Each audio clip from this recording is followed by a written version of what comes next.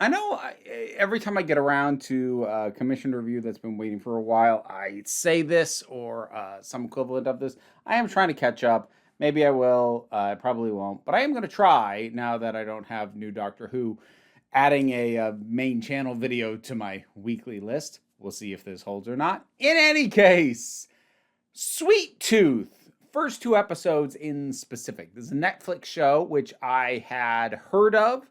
I'm not even sure I'd seen a trailer. I saw promotional images of it and I heard good things about it, like just people said it was good. I never did get around to trying it, and I have now been commissioned and have watched the first two episodes.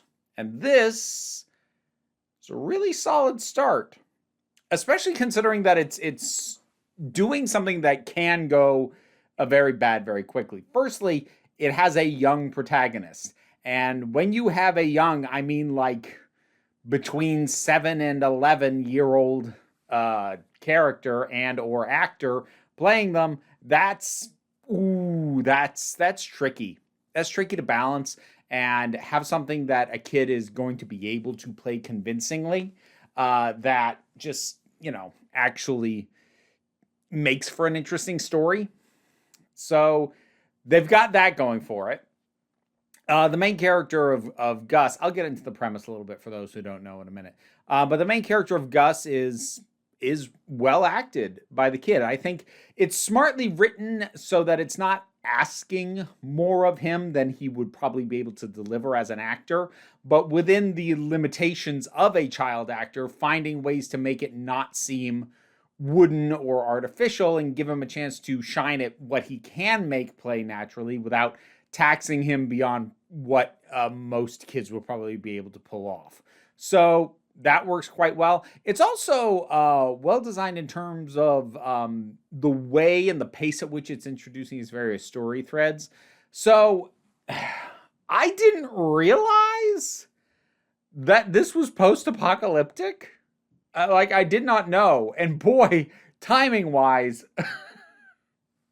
this thing started development in 2018, was filmed in 2020, and the first season came out in 2021. And the starting premise is a global pandemic that wipes out a big chunk of the population. Exact numbers on that are hard to get. It's really unclear. The virus, and like also fittingly for COVID, the virus is still kicking around. It's not gone, and the survivors are not the ones who are immune or anything like that. They were lucky enough to not get it, and still around. You can still get it. You got to be careful. And it's really unclear how far spread it was. You knew it was coming up all over the place, but it's also been made clear that long distance communication is completely buggered. So who the heck knows how bad globally it is? But certainly for what we see, world's basically done, and we're down to a lot of analog technology, not tech free, but you got to be willing to get your hands dirty. Forget your digital life, kind of a deal. And two things happened kind of simultaneously.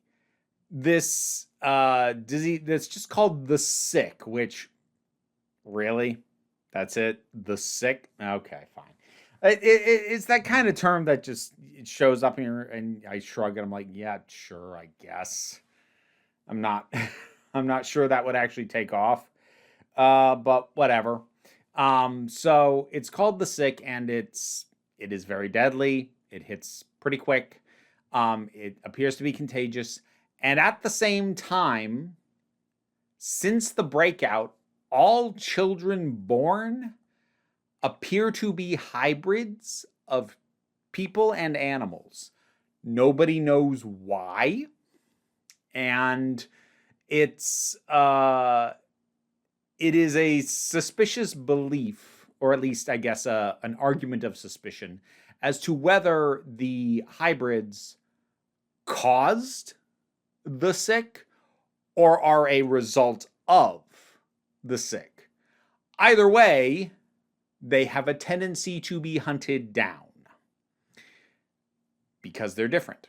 And our main character is Gus, aka Sweet Tooth, depending on who's addressing him, who is a young boy with deer antlers and ears. And the first episode deals primarily with him and his father, who's, got a cabin out in the woods, they made something self-sustaining, was doing his best. He's rewriting picture books, for his kid so that the kid has something to read, and he's making him a stuffed animal, and he's doing his best. The father is played by Will Forte. I don't know how it's pronounced. But he does a real good job, especially considering that the character has a fine line to ride, because he is restrictive and does not tell Gus everything that's going on, even as Gus gets older and is at an age where, dude, you got to tell this kid something, because he knows you're hiding stuff from him, and you're not doing him any favors at this point by keeping everything hidden from him, or keeping so much, I guess, hidden from him. But at the same time, it's very easy to sympathize why he does that. And it's not something he does out of malice. It's something he does not knowing what else to do. So I think he was really well balanced as a character.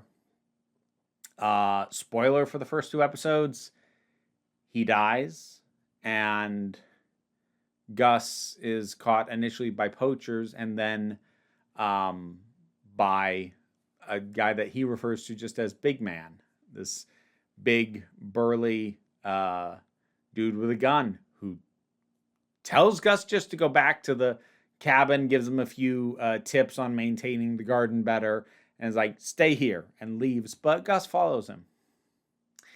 And so we have sort of the reluctant protector sort of thing, classic wolf and cub, Last of Us sort of a situation with the dynamic between the two of them. And I'm not going to go beat for beat into the plot of the second episode, but we get to establish some more characters in the world. And when I said that it's well paced in terms of laying out its stories, is 2 episodes in, it's laid out 3 plot threads, and I think it was a very good idea to introduce those pretty much from the get-go. Those being, there's a doctor whose wife has the sick, but has been getting what may or may not be experimental drugs that have kept her from dying from it, but she is still infected. And then there is a woman who appears to be setting up something of a sanctuary for the hybrids. And while neither of those plot lines gets too far along within the first 2 episodes, they do both get introduced and established, which I think is good, because it's laying out from the very start, yes, Gus is our main focus, but here's other stuff we're going to get to. Here's other stuff we're going to spend time on. Because a risk you run by being almost too focused on your primary story and then introducing this stuff later is you find yourself wondering, okay, what does this have to do with the character that you've spent time building up and that I care about? At what point is this going to intersect with Gus? At what point do these people matter? That feeling does not hit, at least nowhere near as early, at least not for me, when you introduce these threads early on and establish, okay, before we even fully get into really getting you invested in our lead character and his story, here's some other stuff we're also going to do.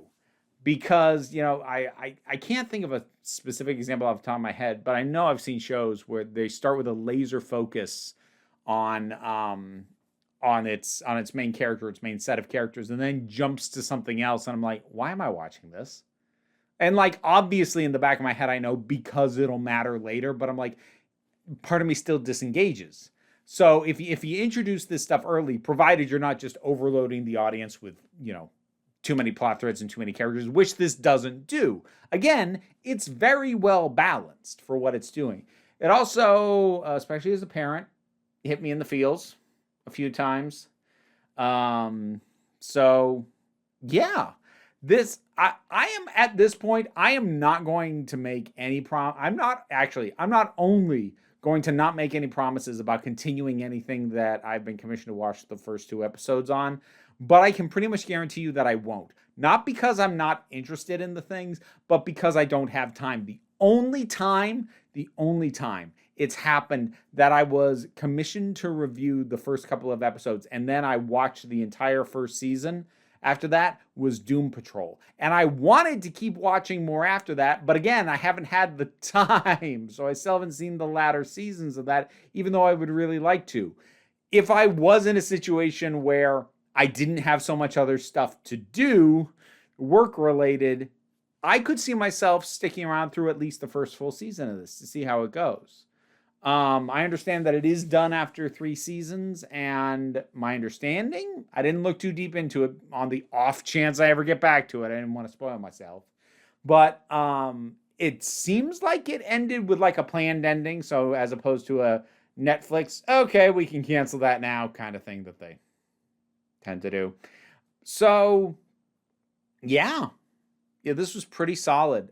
Good choices of music, too. Episode 1 ends with a song from of Monsters and Men, so that immediately got a big smile on my face. Went, okay, good taste, I like it, and it's doing a solid job of establishing the world, the basics, how things more or less tend to operate, without getting into exposition dumps, really. So it's well written and it's well paced and it's well cast. So yeah, this is a pretty solid piece of work, especially opening 2 episodes with a pretty weird concept, selling me on the concept and getting me to care about the characters that I've been shown so far. This is a solid start to a thing.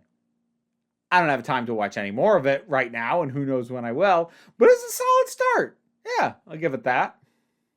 Sweet Tooth. What did you think about this? Have you seen more than the first 2 episodes? Don't put spoilers in the comments, but what did you think of it? Whatever your thoughts are, drop something down in the comments. Let's talk about it. Patreon pays the bills, enables me to do this as my living, even if you can't help me out that way. And it was how I was commissioned to review this. But regardless, like, share, subscribe. Also help me out. Don't worry too much about it. We take a relaxed attitude around here, so you can just come on back next time you need a break.